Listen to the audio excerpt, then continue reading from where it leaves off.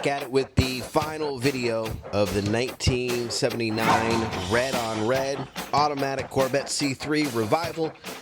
Took a little over 2.5 months to get it from looking like this, where the paint was oxidized, all the trim was the wrong color, all the black paint had worn off, and of course the interior, while complete, was not the best looking. We'll show you a little bit more of the interior in just a minute, but a lot of things had to be done to this car, like getting the rear end to sit right.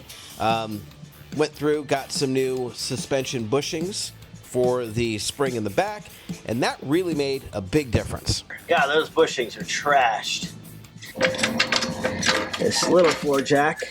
I got these energy suspension poly rear bushings. No, that'll fit like that. All right, so then this goes back together with that at the bottom. Okay. And once we got the thing sitting a lot better, it was time to jump into this engine. Had a good opportunity to go over what this engine has on it and some other things with my good friend Sean Roberts from Mohawk Garage the day we picked the car up. It sounds like it's got a little something done to it, and it is one of those cars, stoplight to stoplight, it'll go. I don't know if it's gearing, I don't know if there's a hot 350 in there. Generally speaking, you got an aftermarket chrome fuel pump. The cover for the timing chain is chrome. And to do that, the water pump would have had to be off and all that kind of stuff. So somewhere along the line, somebody put some time into it. Also, there's an Edelbrock Torker intake. The Edelbrock Torker intake, does it have a... You've driven this? Yeah. Does it feel like when you take off, it revs up a little bit before it goes, or does it take off kind of normally? It has a little rev, yeah.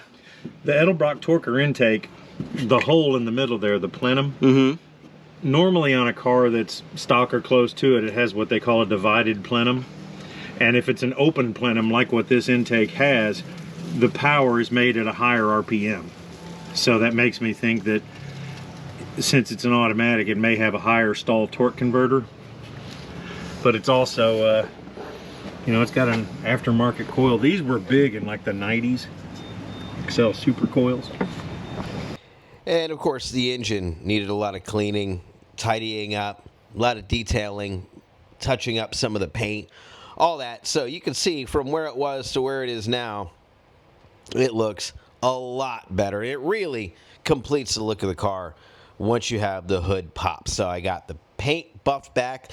That took about 4 passes on each panel to get this thing shining the way it does.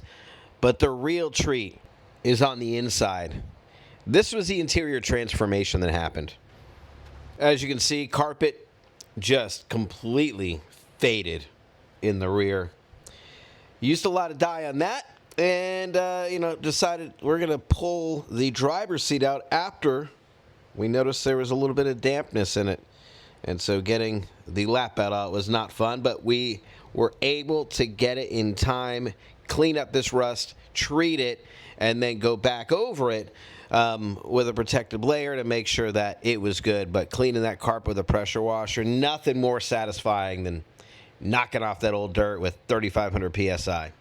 And then it was time to jump into the seats and get those taped off, taken apart where we could, and dye those back to the red that they originally were and get them looking as good as that door panel you see in the background.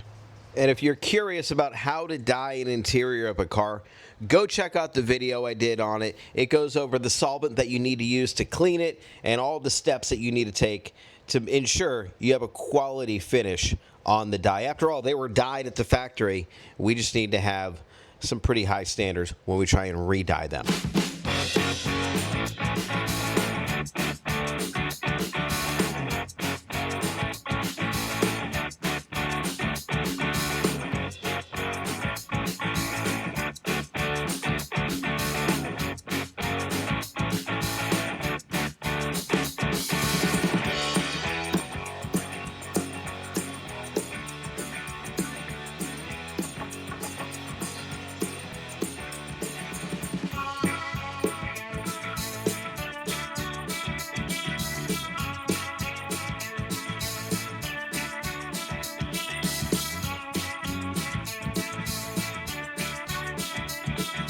And as you can see, every piece of trim from the dashboard to the seats to the A-pillars, all that taken out and dyed.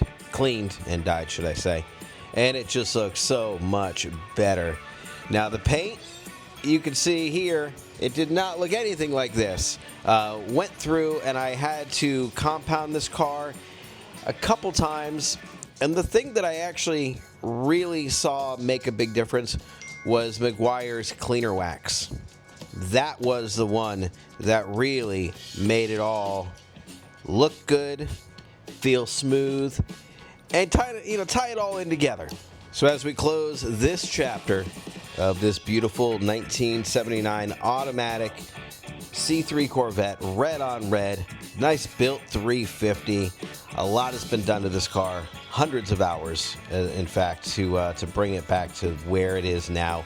A lot of it spent on the paint, but you can't have a faded red car and expect anyone to want it. So as we get this one ready for its new home, I urge you to go check out some of the full videos from the past. Hit that subscribe button. This channel is starting to really grow, and I appreciate all the love and support so far. Getting ready for the big one, the 1969 big block hot rod build. It's pretty much in kit car form right now. Fresh frame, shortened rear end, 508, Tremec TKX 5-speed. I did a video on it. You can go check that out on the channel as well. But that's going to be the next build that makes it to the channel. We've got a couple more Corvettes that'll be coming in as well as the year goes on. So thank you to everybody for the love and support so far. This is car number 3 out of the 6-car collection, and I couldn't be happier.